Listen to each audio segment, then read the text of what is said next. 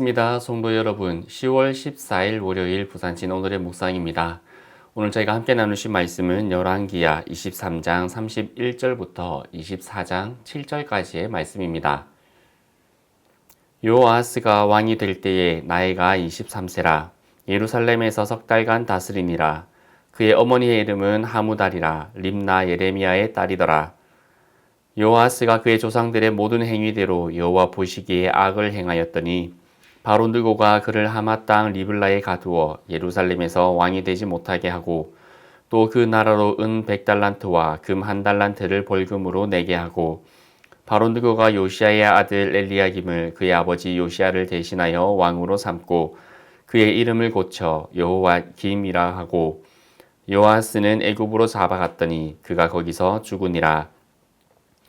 요야김이 은과 금을 바로에게 주니라. 그가 바로 느고의 명령대로 그에게 그 돈을 주기 위하여 나라에 부과하되 백성들 각 사람의 힘대로 액수를 정하고 은금을 징수하였더라.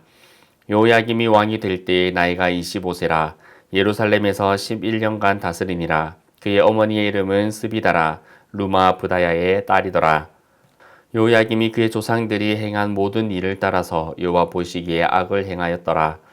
요야김 시대에 바벨론 왕 르브갓네살이 올라오매 요야김이 3년간 섬기다가 돌아서 그를 배반하였더니 여호와께서 그의 종 선지자들을 통하여 하신 말씀과 같이 갈대아의 부대와 아람의 부대와 모압의 부대와 암몬 자손의 부대를 요야김에게로 보내 유다를 쳐 멸하려 하시니 이 일이 유다의 임함은 곧 여호와의 말씀대로 그들을 자기 앞에서 물리치고자 하심이니 이는 므낫세의 지은 모든 죄 때문이며 또 그가 무죄한 자의 피를 흘려 그의 피가 예루살렘에 가득하게 하였음이라. 여호와께서 사하시기를 즐겨하지 아니하시니라. 요야김의 남은 사적과 행한 모든 일은 유다 왕 역대 지략에 기록되지 아니하였느냐. 요야김이 그의 조상들과 함께 잠에 그의 아들 요야긴이 대신하여 왕이 되니라. 애굽 왕이 다시는 그 나라에서 나오지 못하였으니 이는 바벨론 왕이 애굽 강에서부터 유브라데 강까지 애굽 왕에게 속한 땅을 다 점령하였음이더라. 아멘. 요시야의 순종과 개혁에도 불구하고 그의 아들들인 요아스와 요야김은 여호와의 눈에 악을 행합니다. 그들은 언약 백성이자 영적 지도자로서 하나님을 신뢰하고 말씀에 순종하기보다는 이방 나라를 신뢰하고 또 그를 위해 백성들을 압제하였습니다. 하나님은 이집트, 애굽과 바벨론을 사용하여 그들과 유다 백성을 심판하셨습니다. 유다가 아직은 멸망하지 않았으나 심판과 재앙은 이미 시작되고 있었습니다. 그리고 그것은 오직 죄 때문이었습니다. 그들에게는 어떤 죄가 여전히 남아 있었을까요? 그것은 바로 불신앙입니다. 불신앙은 신앙이 아닙니다. 그들은 하나님을 떠났습니다. 왜 하나님께서 요시야의 대대적인 개혁에도 불구하고 유다에 대한 심판을 거두지 않으셨는지 그 이유가 그의 아들 세대에서부터 드러나기 시작합니다. 요아스는 불과 석 달을 다스렸음에도 불구하고 악한 왕으로 평가받고 있습니다. 그의 아버지가 전무후무할 만큼 율법에 충실한 통치자였는데 그 아들은 아버지의 신앙을 잊지 않았습니다.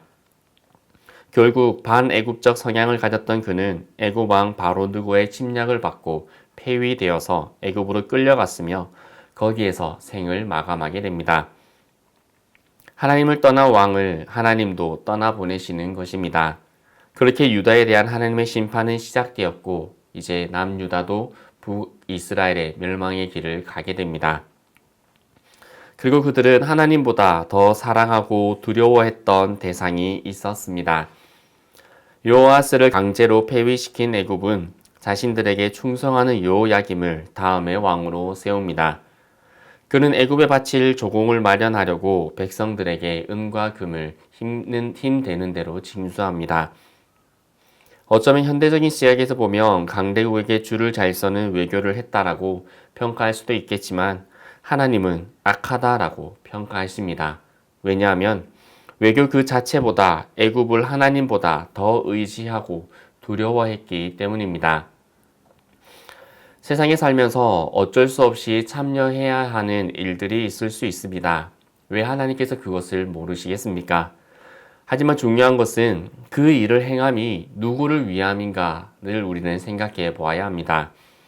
나의 주권자가 누구인지를 알고 그분께 묻고 지혜를 구함으로 행하고 있는지 우리는 기억해야 합니다. 어쩔 수 없는 환경이라 어쩔 수 없었다라는 변명으로는 충분하지 않을 것입니다. 결국 이러한 그들의 신앙 없음이 하나님께 심판을 받게 되는 원인이 됩니다. 하나님께서는 유다 주변에 있는 두 강대국 애굽과 바벨론을 사용하십니다. 두 강대한 나라가 서로 힘을 겨루게 되자 고래 싸움에 새우 등 터지듯이 유다에게도 그 영향이 미쳐오게 됩니다. 바벨론과 아람과 모압과 암몬이 차례대로 유다를 공격합니다.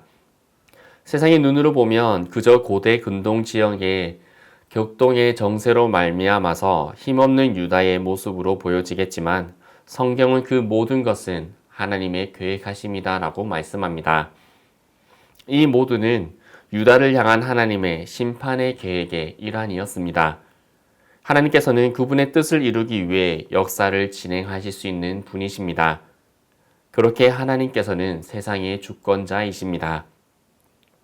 하나님께서는 더는 우상 숭배와 무죄한 자의 피를 흘린 유다의 죄를 용서하지 않으시겠다라고 결정하시고 작정하셨고 그분의 뜻에 따라 역사가 움직여진 것입니다.